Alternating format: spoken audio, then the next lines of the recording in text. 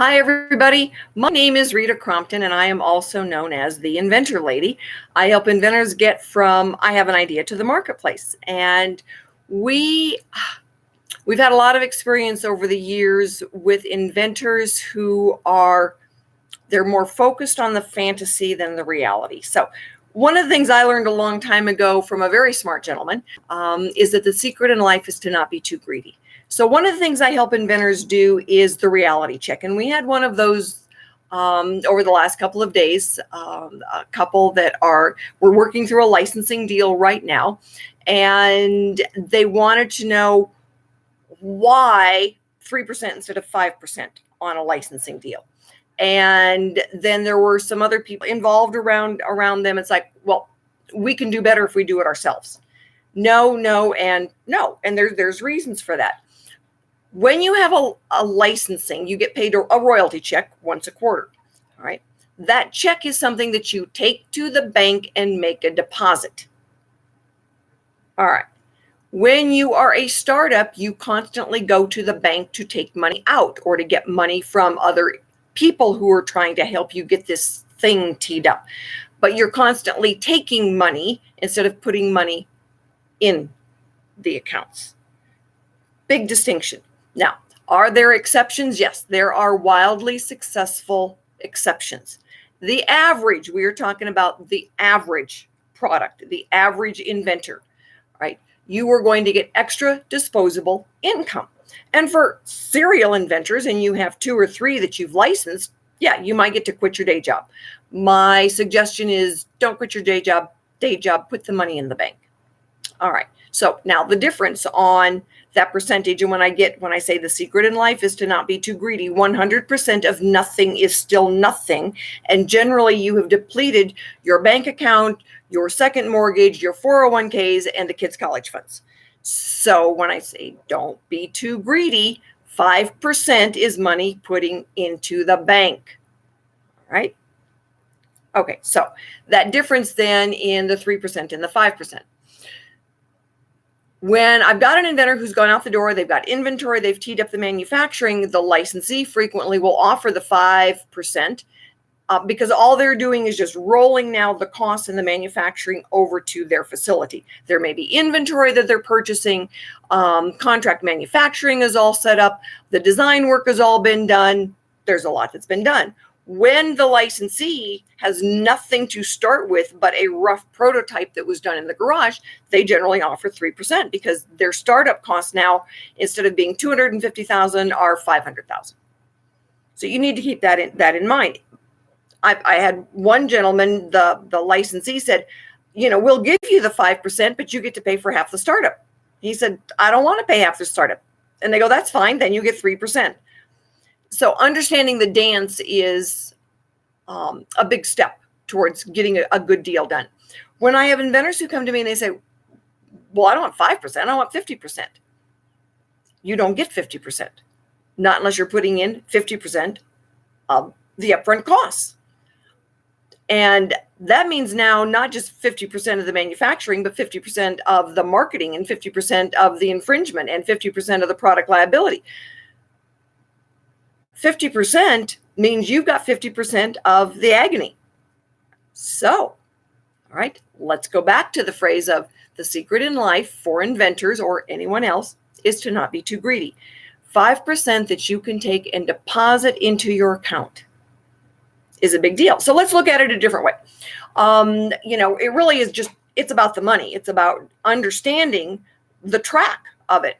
So we look at the multiple of 5. So as a startup, you have to deal with the multiple of 5. And even though it's not on Mount Rushmore, it might as well be etched in stone. And, different technologies, different industries have a little bit different swing. But most of the inventors I work with are consumer gadgets, consumer products. And that multiple of 5 now is pretty hardcore. A store owner or a distributor, they're calculating that in their head the first time they see it. They've got a pretty good idea of what it should retail for. A flashlight's a flashlight. It's a light coming out of the end of a stick. All right. So if you've got a new part of that you've managed to get a patent on, you still need to be in the ballpark. of what you would see on a Target shelf. If it's $10 and you want to charge 15 for yours, people are going to pass it up, right? So you got to be in the ballpark. You need to pay attention to what like products are selling for. The consumer is God when it comes to setting pricing. That's the other thing, is when I get inventors that say, oh, I'm going to tell them what they pay for it. No, pretty much not. The consumer on a consumer product gets to decide if it's a new leash, if it's a new pacifier, if it's something new, it better be in the ballpark. That's kind of where you have to start working. All right.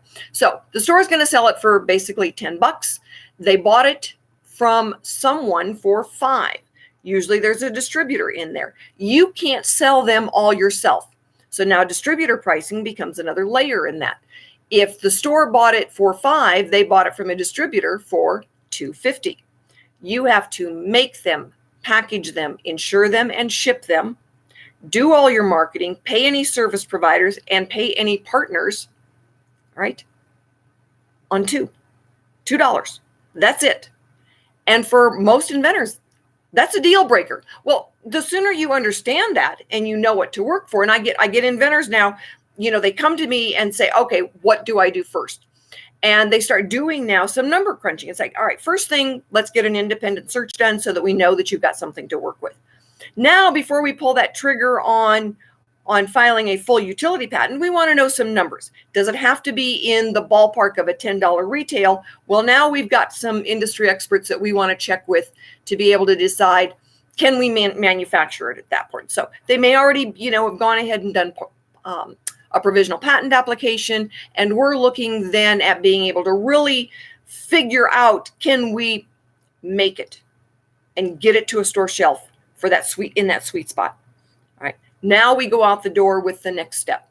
For some inventors, they're really looking at using Archimedes' offspring as their funding mechanism. And that is an excellent way for you to get good, strong industry feedback, a mentorship program. You can be reimbursed for some of your out-of-pocket early stage costs.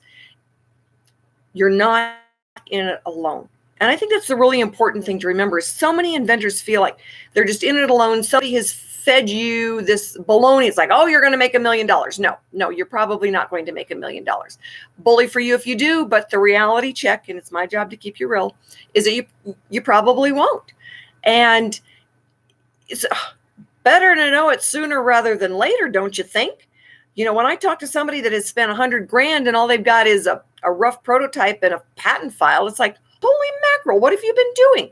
Oh, well, we paid $10,000 for a video. We paid,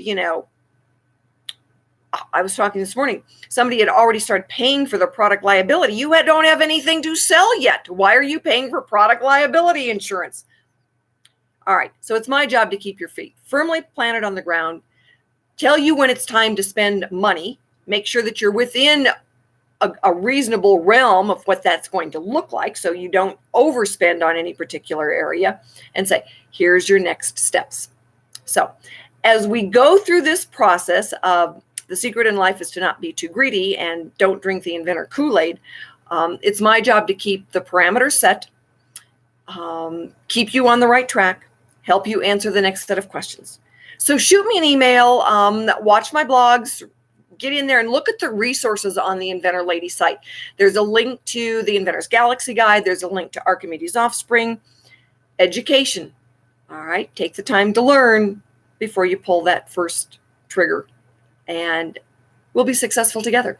It's our job to get you on that market shelf, get you on Amazon successfully without spending all the family money.